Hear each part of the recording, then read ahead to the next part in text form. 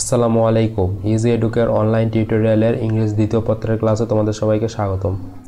আজকের টিউটোরিয়ালে আমরা এইচএসসি মডিফায়ার্স এর যশোর বোর্ড 2024 প্রশ্নের বাংলা অনুবাদ ও ব্যাখ্যা সহ সমাধান করব।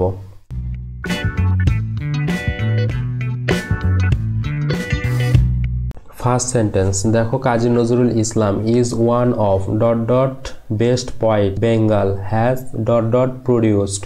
এখানে দেখো ফার্স্ট গ্যাপে চাইছে use determiner to pre modify the noun, অর্থাৎ এখানে আমাদেরকে নাউন পয়েন্টস এর পূর্বে একটা ডিটারমিনার ইউজ করতে হবে মডিফায়ার হিসাবে। সো আমরা জানি যে ডিটারমিনার হিসাবে আর্টিকেল, পজেসিভ, ডেমনস্ট্রেটিভ এবং কোয়ান্টিফায়ার বসতে পারে। আর যদি স্পেসিফিকভাবে এগুলো চারটির যে কোনো একটি চাই তাহলে আমাদেরকে স্পেসিফিকভাবে অ্যান্সার করতে হবে। সো এখানে যেহেতু ডিটারমিনার চাইছে, সো আমরা এখান থেকে যে কোনো একটি ডিটারমিনার ইউজ করতে পারি। তবে এখানে দেখো নির্দিষ্ট করে কাজী নজরুল ইসলাম অর্থাৎ জাতীয় কবিকে নির্দিষ্ট করে যেহেতু বলা হয়েছে, সো আমরা এখানে নির্দিষ্ট অর্থে আর্টিকেল দি ব্যবহার করতে পারি। দেন পরবর্তী গ্যাপে দেখো চাইছে use an adverb two pre modify the verb, অর্থাৎ এখানে ভার্ব প্রডিউসড এর পূর্বে একটা অ্যাডভার্ব ব্যবহার করতে হবে।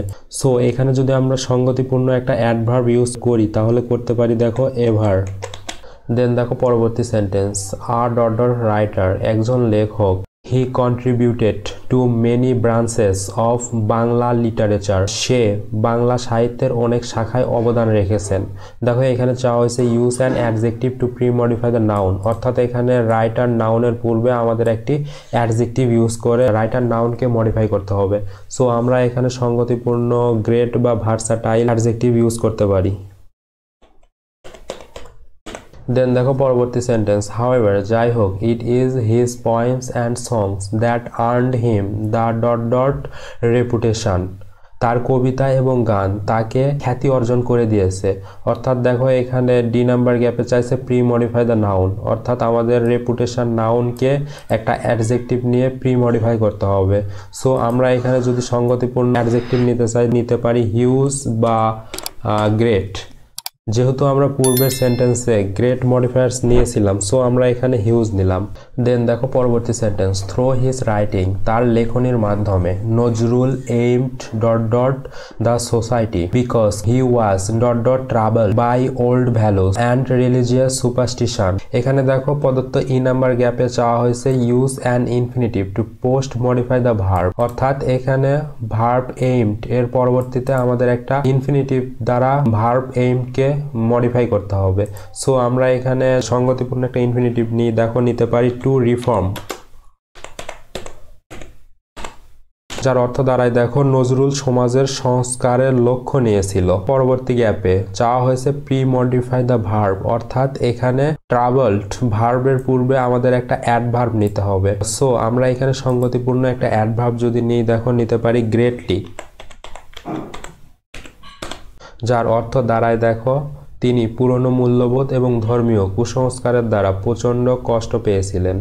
দেন দেখো পরবর্তী sentence, it is important to note that, এটা লক্ষণীয় যে হোয়াইল নজরুল ফোথ এগেনস্ট রিলিজিয়াস বিগটরি, যখন নজরুল ধর্মীয় গোঁড়ামির বিরুদ্ধে লড়াই করেছিলেন, হি কম্পোজড সং, সে অনেক গান রচনা করেছিল, দ্যাট যেটি গ্লোরিফাইড রিলিজিয়ন্স, ধর্মকে মহিমান্বিত করেছিল। দেখো এখানে ফার্স্ট গ্যাপে অর্থাৎ নাম্বার জিতে চাওয়া হয়েছে use an intensifier two pre modify the adjective, অর্থাৎ এখানে দেখো আমাদের বাক্যে ইম্পর্ট্যান্ট অ্যাডজেক্টিভ এর পূর্বে একটা ইন্টেন্সিফায়ার নিতে হবে। সো আমরা এখানে দেখো সঙ্গতিপূর্ণ একটা ইন্টেন্সিফায়ার হিসেবে নিতে পারি ভেরি।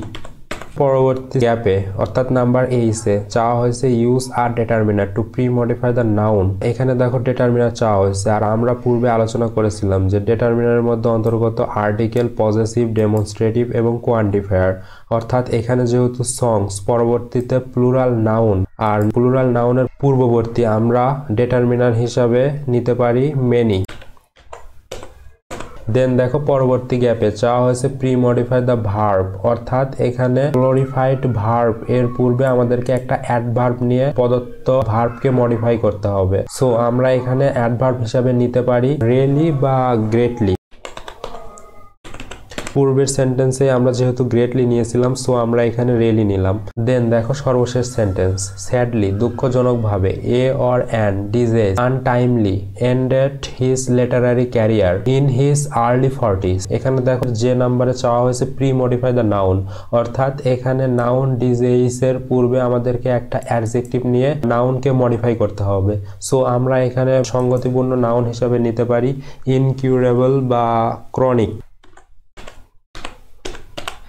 যার অর্থ দাঁড়ায় দেখো দুঃখজনকভাবে একটি দুরারোগ্য ব্যাধি তার সাহিত্যিক জীবন শেষ করে দেয় 40-এর দশকের শুরুতে।